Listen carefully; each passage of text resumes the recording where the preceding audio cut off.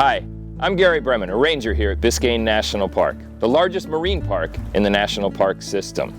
Biscayne protects a rare combination of marine and terrestrial ecosystems that tie together to one another and to us as people. I'm standing here at the edge of Biscayne Bay, one of the park's 4 ecosystems. It's connected to the mangrove forest on the west and the northern Florida Keys here on the east. At its northern reaches, Biscayne Bay is a part of the daily life of everybody who lives and visits South Florida. They eat at the restaurants along the bay shore, they drive over the bridges on their way to work. Many of them look out across the bay from their homes, their apartments, their offices. But here at the southern end of Biscayne Bay, here in Biscayne National Park, this is where the bay really retains its glory. It's wide, it's shallow, it's colorful, and it's moody too. Some days, it's so calm out here that the water is like glass, and it's almost like the water isn't even there. So moving across it on a boat is kind of like flying.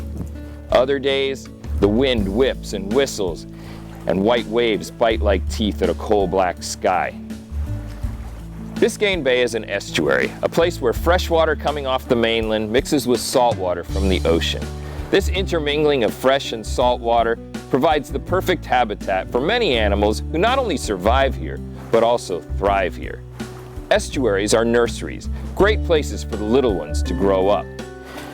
While we find lots of animals here in Biscayne National Park that are quite large, like manatees, dolphins, and sea turtles, we also find that most of the animals in Biscayne Bay are actually pretty small.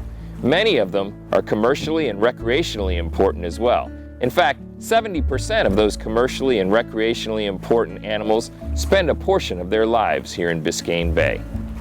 If you swim down to the bottom of the bay, find yourself a nice bare sandy patch, and stick your finger down in that sand, it'll only go down about an inch or 2 before you hit solid rock.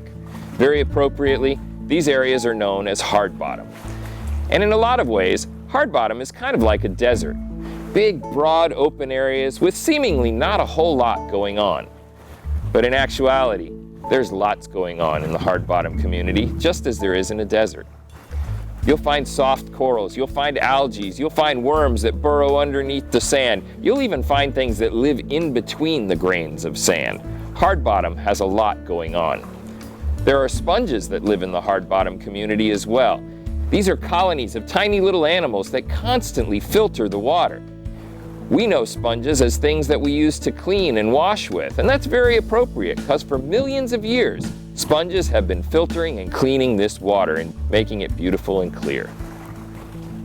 Where the sediment gets a little thicker than just an inch or 2, well, that's where the plants take over. And we have lush meadows of seagrasses on the bottom of Biscayne Bay. Like the grasses you'll find in your lawn, they have roots, stems, leaves, and even flowers. They photosynthesize, taking the sun's energy to make food for themselves, but that becomes an important food source for many of the grazers that live in Biscayne Bay as well. You'll find manatees and sea turtles grazing on that seagrass and making it a major part of their diet.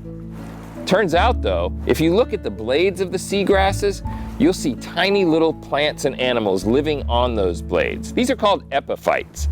And it turns out that most of the nutritional value in a seagrass comes not from the grass itself, but from those little crunchies that live on the leaves.